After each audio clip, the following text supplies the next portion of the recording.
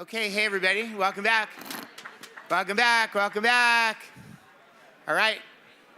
So up on the screen, we should be showing Meredith the Slido results for question 1. Is that true? Yep, that's up there. Is that what we're seeing? Okay, I can't.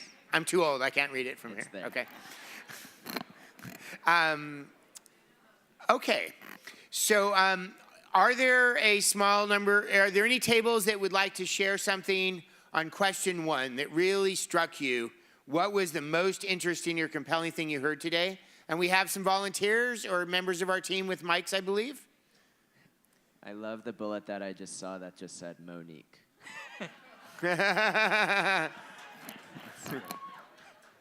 Great. But anyone would like to verbally share? Anybody want to share something on the go. first question back here? Back table. Do we have a mic there? Mic runners?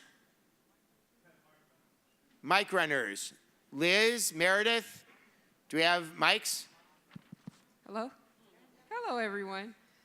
For the question 1, something that we collectively spoke as a table, say like the last panel discussion. Can you speak right into the mic, okay? The last outbreak session was when it was talking about the workforce and incorporating that with homeless individuals.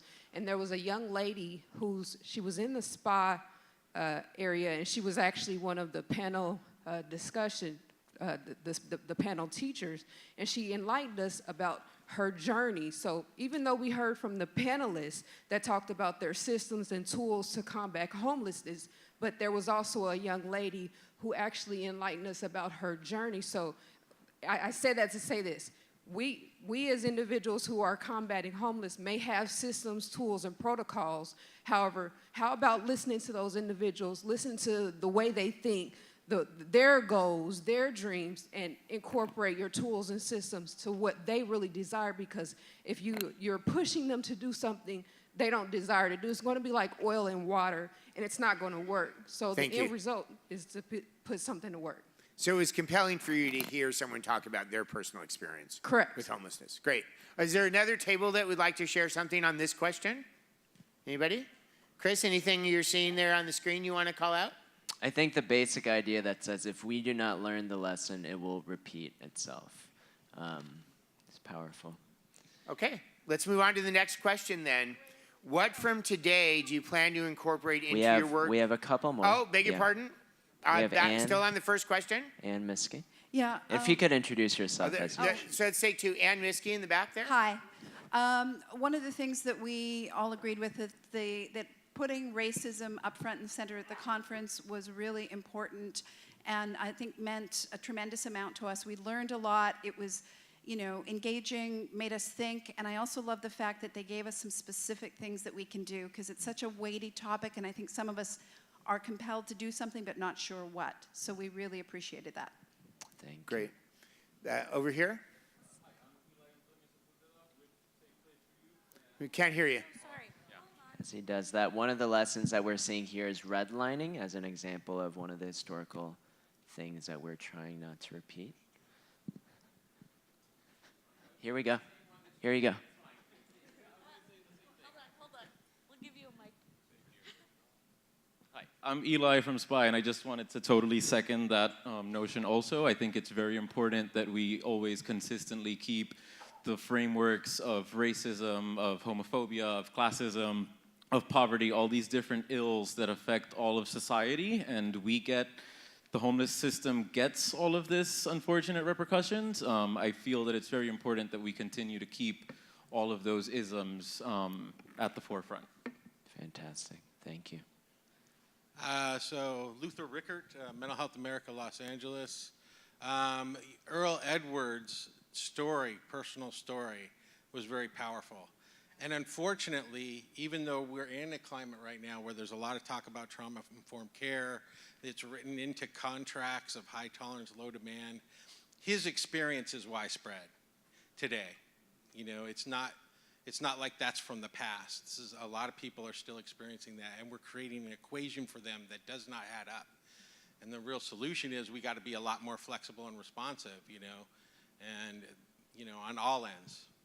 Thank you, Luther. Last comment, and then we'll move on to the next question. Right in the back there.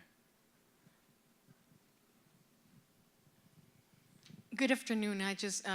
We were talking about so many important things in this table, and I think that all of us have a big, big blessing that we get to help people. But what I got from everything that I heard is, although it's a blessing to be paid to help people, I think helping people, whether it is out of homelessness or incarceration, it's a calling, it's not a job.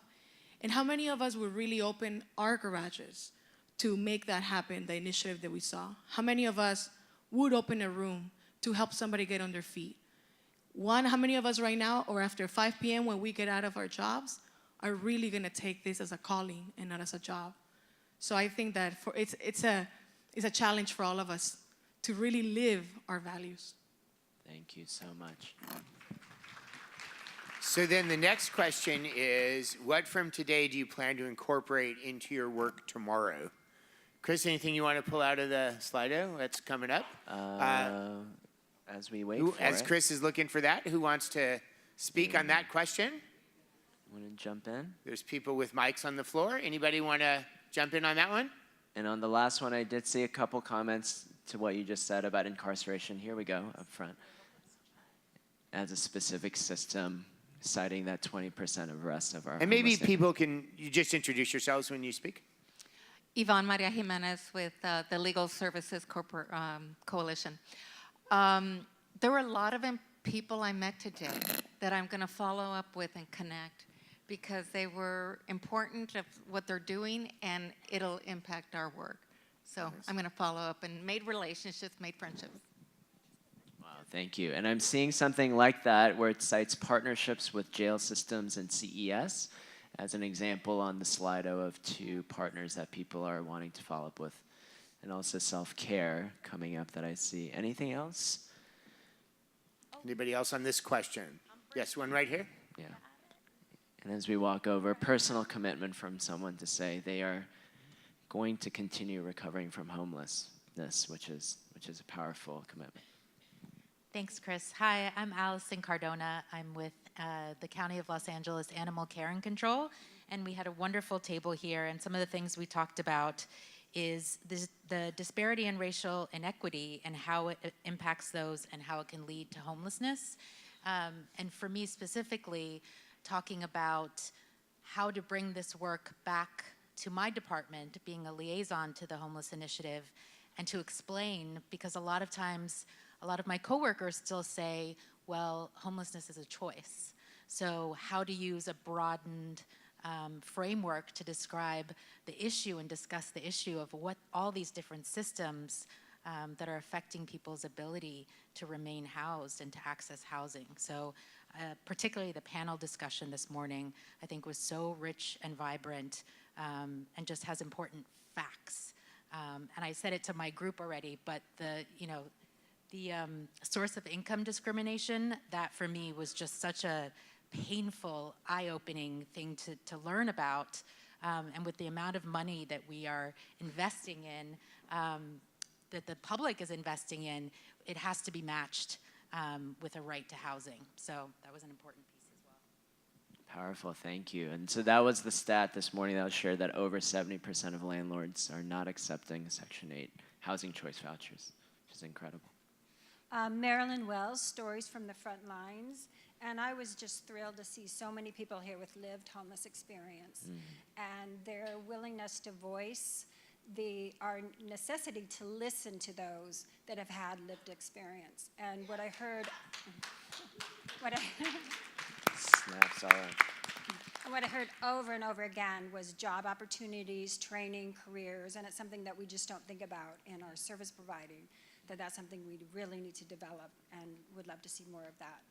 Fantastic. I was seeing a couple notes on there about taking one more step to further nuance and further tailor referrals, which is something so many of us do every day. There's another thing in there about the question of asking yourself, who am I sponsoring, right? So that was a statement that was made in the panel of who are you helping have voice, have a seat, and continue to have voice. So let's move on to maybe we can combine the 3rd and 4th questions. They're fairly similar, and we can bring those up on Slido. So, what should a primary goal for our movement be in the coming year? And what do you hope will be accomplished by our next conference in February of 2020? So imagine yourselves here in a year. What are you hoping you have just heard?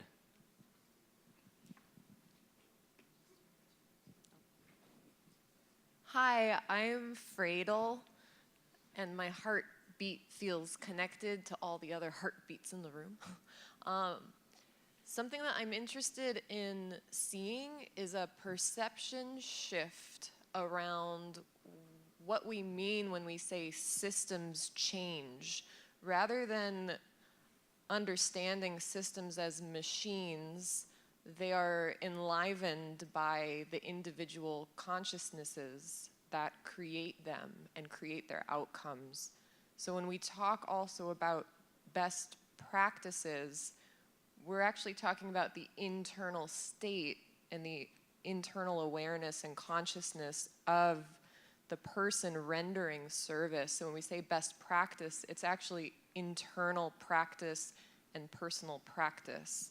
So I would love to talk more about that with anyone that wants to talk about it and see systems move in that direction.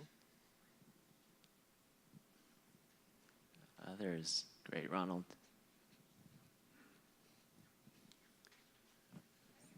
Hi, everyone. I'm Ronald Williams. I'm one of the CEOs. Actually, I am the CEO of the Chauffeur Team Consulting Group. And following up on what she was talking about, what she mentioned, one of the things I would like to see is system design and coordination on building community-ready cities. How do we change that narrative? We want our clients to be housing ready, but we need to write and further educate the community on how do we build community-ready cities for those who are experiencing homelessness so they feel a part of our communities and not a second citizen or someone that is not a part of our collective consciousness embodying. Okay, another one or two? I got one, very short. I would like to see, the best possible thing I can imagine is, those amazing award winners, those housing innovations go viral, and they're everywhere.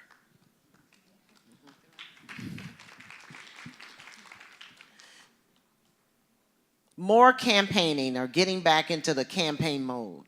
I truly believe, and it was discussed at our table, that when we were campaigning for Measure H, weren't we all excited? We were saying, yes on H! And I was Reba Stevens, Reba Yes on H Stevens. But we were excited, and we were pushing it, and we were telling everyone. And if we were to get back into that mode again, where we are not only talking about Measure H, but we're educating, engaging, connecting, and informing the communities about what's currently going on. Did anybody hear today that we housed over 11,000 people?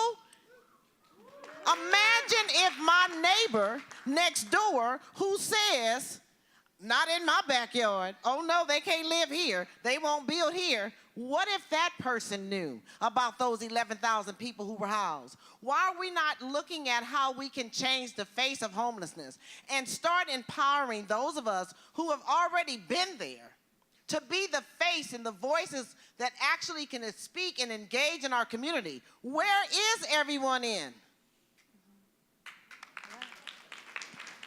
Okay, comment over here.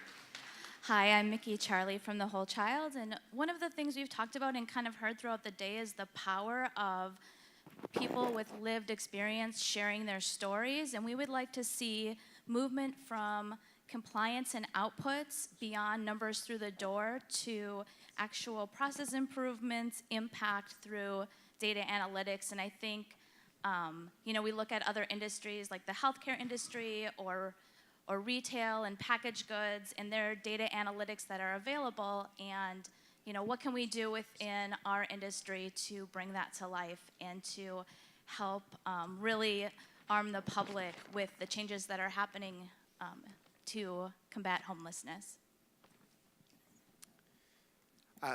Well, thank you all. That was, I think, a really valuable discussion, both at the tables and in the report. Let's Yeah, give a everybody hand give for yourselves a hand for such an engaging discussion at the end of the day.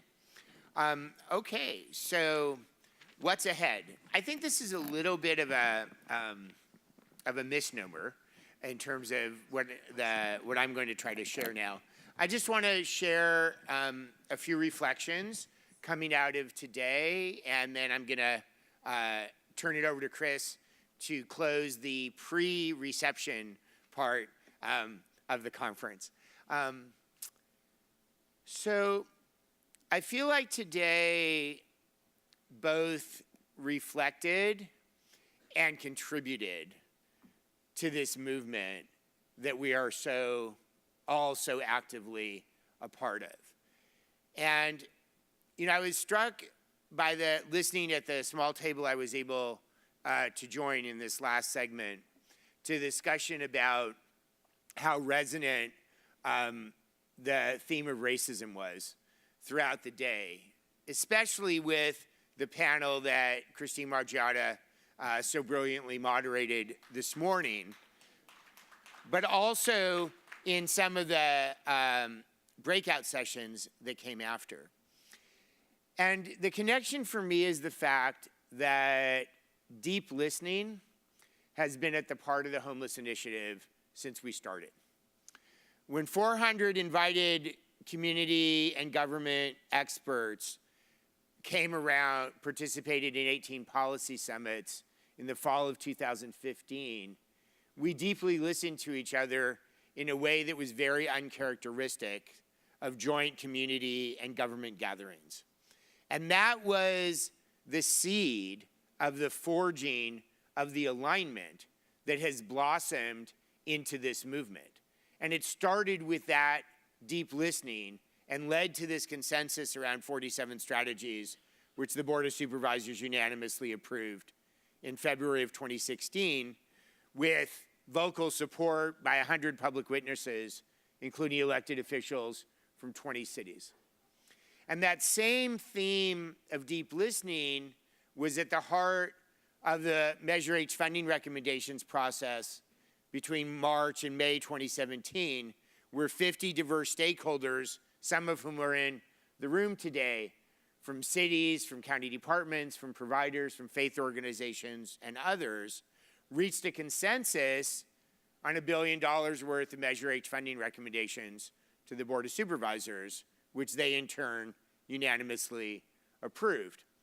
And the two principles for that process were listen deeply to each other and leave your organizational self-interest in the elevator, and it worked. So what struck me today was around the power of listening. And being willing and able to listen deeply means being willing and able to hear the truth. And racism is a taboo topic in this society in a way that is different than poverty, and certainly in a way that's different than housing scarcity. So thanks to Christine's leadership and the remarkable panel that she led this morning, we were able to have what is probably one of the deepest, most probing conversations about racism that has ever happened in a group of this size, particularly in an event convened by government, that's ever happened in Los Angeles County.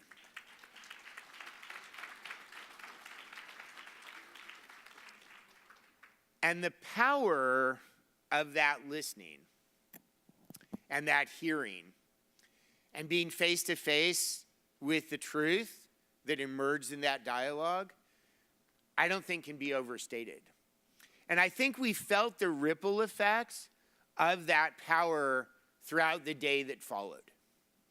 I mean, today was to me, felt like a pretty remarkable day. We heard from the members of our Board of Supervisors that just brought home to us how powerful their commitment and passion and vision and collaboration among themselves is around combating homelessness. And then we flowed into that central panel, really that defined the tone of today's conference in the morning. And there was something about penetrating that level of reality and that level of truth that opened up the energy in this room and opened up the energy in this conference. And when we heard the Urban Voices choir come, and when we felt the collective energy that ran through this room as they were singing, and we felt palpably the power of singing the truth, touching that truth, touching the reality, and both the pain and the hope that are true, as I said in my opening remarks this morning, I think that that further opened up this conversation. So when I think about what's ahead for this year, where my mind goes and where my heart goes is that we have the continued opportunity to both expand our movement by bringing in more individuals and organizations, as we've done to such a great degree over the course of the last year, and at the same time to deepen this movement as we increase our collective ability to listen to say, listen to, and act on the truth. I've shared in a number of other settings, and some of you have heard me say this more times, so many times that you won't want to hear me say it again today, but I will, that the Buddha said that a single candle can light 1,000 others without diminishing itself. And I alluded to that notion of a candle this morning when I talked about the need to light and relight and sustain our candles, and those are the people who are part of this movement, and to light the candles of the people who aren't yet part of this movement to bring them in. So many things that happened today, from Christine's panel to the Urban Voices choir to the very deep and honest conversations that occurred in the breakout sessions. To me, all of that felt like lighting and relighting candles.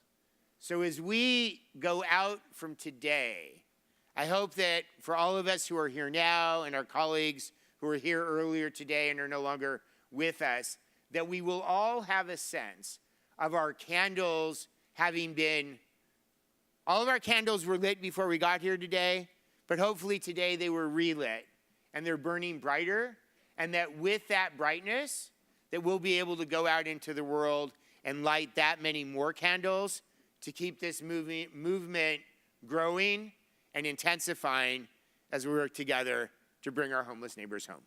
Thank you.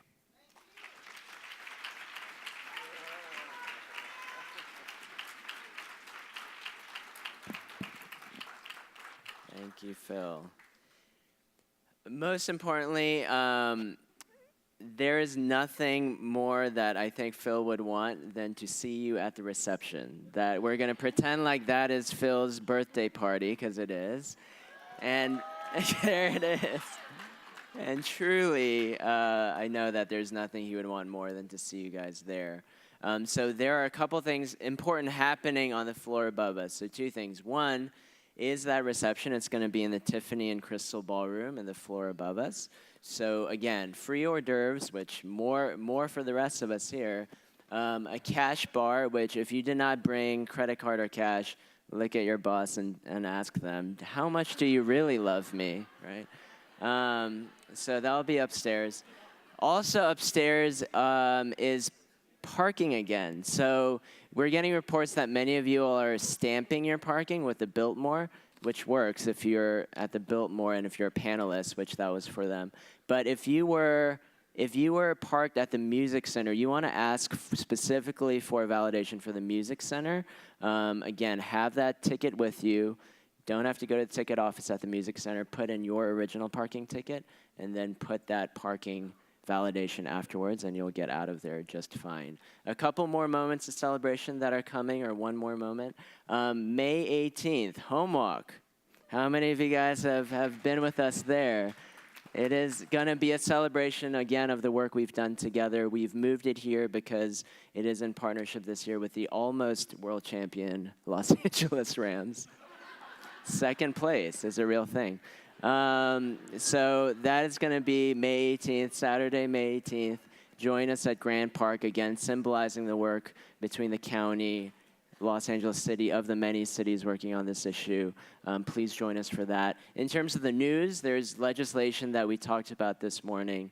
The HI newsletter, if you haven't signed up for already, please do sign up for that on the Homeless Initiative Conference, or the Homeless Initiative website. The Everyone In table, we do, I think what Reba said about mini campaigns is absolutely something we want to do more of. So sign up for a word on what's to come. You know, the word that really stuck with me with one of those videos was the term quiet enjoyment.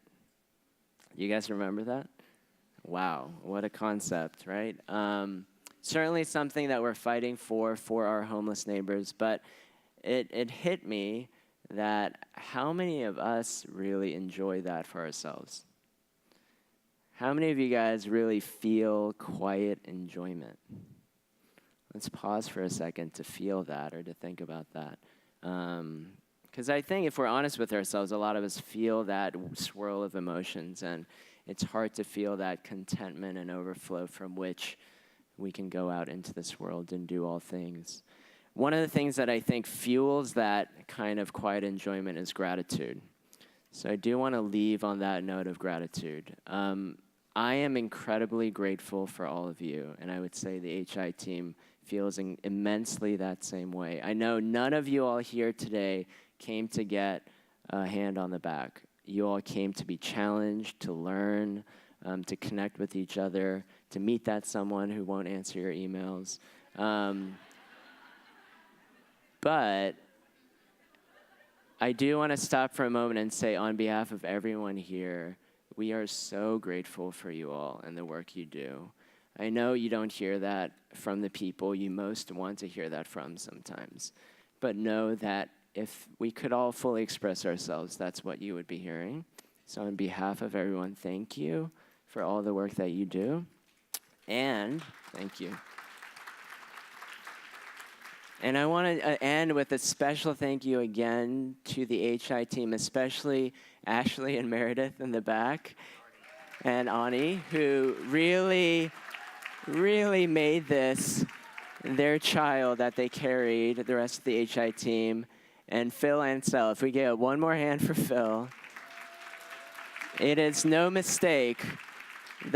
All the elements that Phil talked about, is not a mistake that those are in there.